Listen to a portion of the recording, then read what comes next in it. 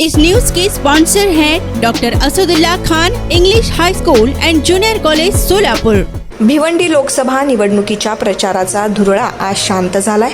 अपक्ष उमेदवार निलेश सांबरे यांच्या प्रचारासाठी अखेरचे 5 मिनिट बाकी असताना सभास्थळी दाखल झालेले वंचित बहुजन आघाडीचे सर्वेसर्वा प्रकाश आंबेडकर हे welcome to doctor Asadulla Khan English medium school and junior college, जहां हम बनाते हैं मजबूत बुनियादें और संवारते हैं बच्चों का मुस्तकबिल। 10 एकड़ के विशाल कैंपस के साथ ये स्कूल सोलापुर के सबसे बड़े स्कूलों में से एक है। यहाँ natural football ground, volleyball court, basketball courts और बच्चों के लिए एक चिल्ड्रंस प्ले पार्क है। क्वालिफाइड टीचर्स के साथ साथ डिजिटल क्लासरूम्स भी है।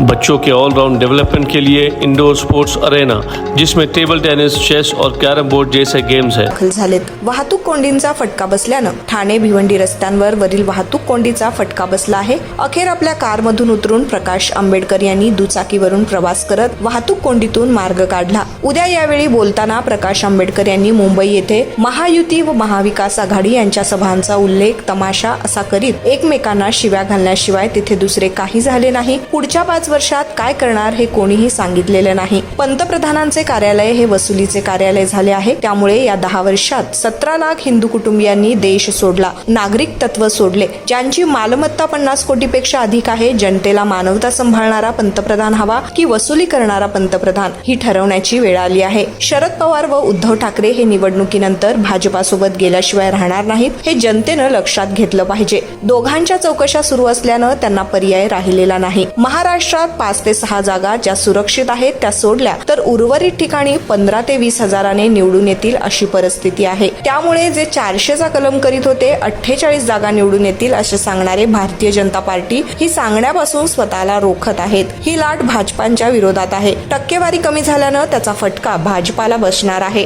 ज्यामुळे निकाल अनपेक्षित असतील। त्यामुळे मी सुद्धा स्वतःला आवरतो असे वक्तव्य प्रकाश आंबेडकर यांनी यावेळी केले। JP नड्डा यांच्या RSS संबंधीच्या वक्तव्यावर विचारलं असता नड्डा यांचे विधान फसवे विधान आहे, त्यासाठी आमचा RSS बरोबर संबंध नाही असे भासवण्याचा भाजपा प्रयत्न करतोय अशी प्रतिक्रिया त्यांनी दिली। मी एवढं महाराष्ट्रातलं सांगेन की 5-6 जागा सोडल्या की ज्या कम्फर्टेबल मार्जिनने निवडून येतील। उरलेल्या सगळ्या जागा ज्या आहेत ते 15 ते 20 हजाराने निवडून येतील अशी परिस्थिती आहे। आणि म्हणून शेवटचा फेज संपल्यानंतर सुद्धा जे 400चा क्लेम करत होते, 48चे 48 जागा जिंकू म्हणून सांगत होते, आज भारतीय जनता पक्ष आम्ही किती जागा जिंकणार हे सांगण्यापासून स्वतःला कुठेतरी रोखतात आहेत अशी परिस्थिती आहे। आमच्या माहितीप्रमाणे 1 लाख BJPच्या विरोधात आहे। टक्केवारी कमी झालेली जी आहे त्याचा पूर्ण फटका हा असणारा भारतीय जनता पक्षाला आहे आणि त्याच्यामुळे रिझल्ट हे अनपेक्षित असतील असं मी त्या ठिकाणी गृहीत धरतोय। त्याच्यामुळे मीही या ठिकाणी स्वतःला आवरतोय की आम्ही असताना किती निवडून येऊ याचं मी आज काही सांगत नाही। नड्डा यांनी एक वक्तव्य केलेलं आहे की RSSची मदत घेऊन आम्ही मोठे झालो, पण आता आम्ही फार मोठे झालो, त्यामुळे आता आम्हाला मदत RSSची लागत नाही असं JP नड्डांचं वक्तव्य आहे। हे मला वाटतं एक फसवं मतदान आहे, फसवं स्टेटमेंट आहे।